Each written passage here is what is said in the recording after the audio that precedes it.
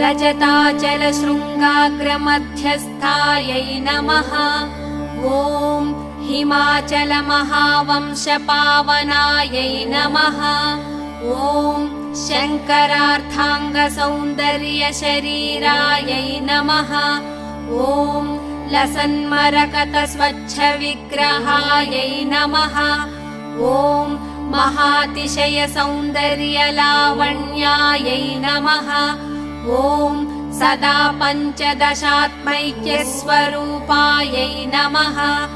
ॐ वज्रमाणिक्यकटककिरीटायै नमः। ॐ कस्तूरीतिलकोल्लासितनिटलायै नमः।